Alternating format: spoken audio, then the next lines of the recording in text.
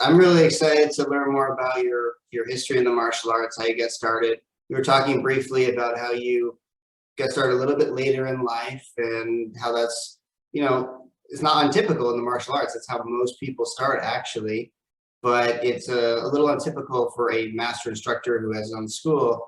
And that's actually a really unique perspective to have and something that we can share with the students. But before we get started, can you tell us a little bit about your martial arts journey up until this point, how you got started, and how you've sort of evolved to have a martial arts school? Absolutely, I'd be happy to. So the first things first, I was a traditional athlete. I did soccer, I played hockey, I was a swimmer, did that all the way through high school. I played hockey into my 30s in Chicago. So I've always been athletic, and I've always seen, my friends back in the 80s when I was in high school. That was the time of the Karate Kid and all that stuff. So we saw some of our friends going, I'm doing karate, I'm going to be the next Karate Kid guy. And they lasted all of a week or two because the training back then was way different than it is now. They didn't really care too much about whether you didn't feel great or, the training methodology was just way different. I think you can both attest to that. But for whatever reason, they dropped out. Nobody ever really did it. It was just kind of one of those fringe things that people did. And, but I've always been intrigued. Enter the Dragon, Bruce Lee. I mean, that was the movie back in the day, Bloodsport and you're thinking, oh man, these guys are so good. And so what's interesting about those movies though, is they set an unrealistic expectation. Daniel-san gets a black belt in what? 6 weeks, 8 weeks, 10 weeks, whatever it is, and then wins a tournament. Having been a tournament competitor, I'm sorry, Daniel-san would have not done so great. But anyway, that bothers me to know. I always see that in movies. It drives me crazy. It's a great show. I mean, interesting little sidetrack. I had a kid call up and say, yes, I am looking for advanced training. I'm 16, 15, whatever, and I want to train a fast style of martial arts like Cobra Kai. And I'm like, oh no. He's like, yeah, I want to be able to beat up my bullies. I'm like, dude, somebody in town's going to take your money and they're going to tell you they can do it. They're just going to get you hurt. You need to look at martial arts in a whole different way. But anyway, kind of got sideways. But so I started, I played hockey when I was in Chicago, moved to Kansas City, and there's no hockey here. So I'm like, what am I going to do? Tried golf. That was a lot of fun, but a hockey swing and a golf swing are very different. So I had my golf balls took a hard ride a lot. So it was a little frustrating. But anyway, I showed up near our house. There was a strip mall with your, Taekwondo on it, and my kids wanted to do some martial arts. And I'm like, you know what, guys, if that's what you want to do, let's do it. And so I went into the school, talked to the school owner or whoever it was, and signed my two of my kids up for martial arts lessons. And so the first day I showed up there, I'm sitting in the parents' area figuring, I'll see what they're doing, right? And I'm watching them do this stuff, and I'm like, oh, that looks so cool. That looks like so much fun. And the master instructor at the time, he was part of the Korean Tigers demo team. That was kind of his history. So he was very fundamental and very technical on everything. Pick your knee up, pick your foot up, extend, rechamber. All of that was just, he was really into that. So I'm sitting here watching my kids doing this, and he came over at the end of class and he says, you look like you were enjoying watching. I said, oh yeah, it was really cool. That looks like a lot of fun. He's like, would you rather sit there for an hour or would you rather train with your kids? And I'm like, wait a minute, that's an option? And he's like, yeah, we have a family class. If you want to come train with us, you can do it with your kids. And I'm thinking, the dad in me is like, oh, yeah, I don't want to embarrass myself in front of my kids. It's like, this is a bad idea. This is a bad idea. But I was thirsting for something to do after my hockey that could have been competitive. Yeah. And I was just dying for something. I'm like, yeah, you know what? I'll try it. Can I just try it? And he's like, sure, yeah, no problem. Come to the next class. It's at 6:15 or whatever. And I jumped in there. And the next day I was so sore. Oh my God.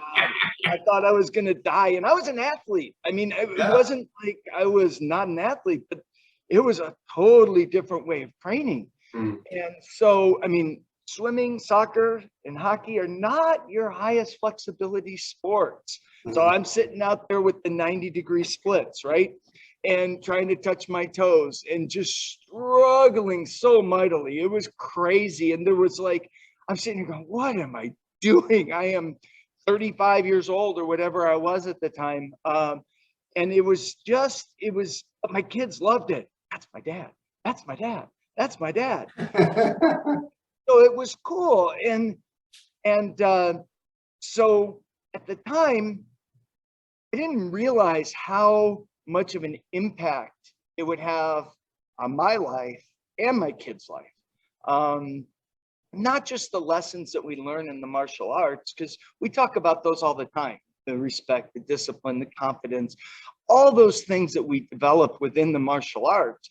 That's awesome. And it's all part of the curriculum. But the bond between your kids and your parents, there are very, very few things in life that we are on par with our kids, where we are both sitting here going, front snap kick, chamber kick, rechamber. Okay, got it. Dad, you're not rechambering your foot. You're pointing, you're not pointing your toes. You're not. And it's like, you're right. Shut up. It's like they call you out and they're like, Dad, that's not how we do basic form number 1. Come on. And it's like, but we're all learning the same thing. And there's nowhere else that I can think of that you have that same level playing field. A white belt son, daughter is the same as a white belt dad. And as long as you maintain rank, you guys are exactly the same all the way through. And I mean, I can remember going through my journey and I had the kids in the living room. We'd clear out the living room furniture and we'd all take turns and we'd take turns being judges. Okay, I'm here. All right, I'm watching. You do it right. And we're like, they're all 1, 2, doing their thing. I'm like, oh, no, you messed this up. And then I'm up there and I'm doing my thing and like, Dad, really? And I'm like, what? Oh, more power. And I'm like, come on. It was just so cool. And you can't buy those experiences. You really can't. It just was so amazing. Because we always had something to talk about. I said 2 kids. I'm a blended family. I've got 6. I had 3, my wife had 3, we have 6. My wife started up, 2 more of my kids started up. We had 4 of the 6 in martial arts along with my wife. And it was just, I mean, to this day, we still talk about it. 2 of my kids, one of my daughters, one of my sons got their black belt. The rest kind of fizzled off into the sunset, but it's just something that we'll always have. That's something that it's a common experience that nobody else can experience unless they do it. It's just really neat. You sold me on it. That was a great story. Wow. And you told it so well. Like I was getting emotional just hearing it. Well, it's fun. I wouldn't trade it for the world. It's interesting. And it's funny because when I first started, I didn't want to test. I'm like, look, I'm 35 years old. I don't need a black belt. I don't even need a yellow belt. Just give me a white belt. I'll just do my thing. I didn't realize curriculum was tied to belts. So after about 6 weeks of doing single middle punch, double punch, triple punch, front snap kick, roundhouse, axe kick, and basic form number 1, I'm going, okay, I'll test. So then that started off a whole new direction. Plus, I wanted to keep up with my kids because at that point it was now competitive. When they started calling me out, sorry, kids, Dad's an athlete, Dad's competitive. You're about to find out how competitive. So, well, I think your kids bossing you around is a good incentive to try harder and get ranked up. You don't want them be your senior. Yeah, no, you know, it was a funny story on that.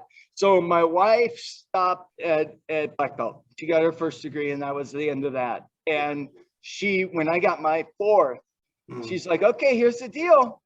At the school, you're Master Dave. At home, check that belt at the door, pal. You're mine. I'm like, okay, honey, you're right. I think that's how it always goes. I know. You know, it's so funny. Everybody's like, "Oh, Master Dave, oh, Master Dave," and then I get home, it's like, take out the trash, and you're like, Yeah, yeah. Someone's got to keep us level-headed, you know, keep it real. sponsored by Monster. All right, so trying to get you a sponsor there. All There right, we go. They got to pay us money. No, I'm just kidding. there you go. Yeah, so I remember I trained with my dad. It was kind of an interesting experience because we were already black belts, me and my brother. We were first or second degree black belts at the time, and he started after us. Thinking about your story, man, my dad was such a brave guy to come in there as a white belt, you know, with his kids who were, you know, more advanced than him.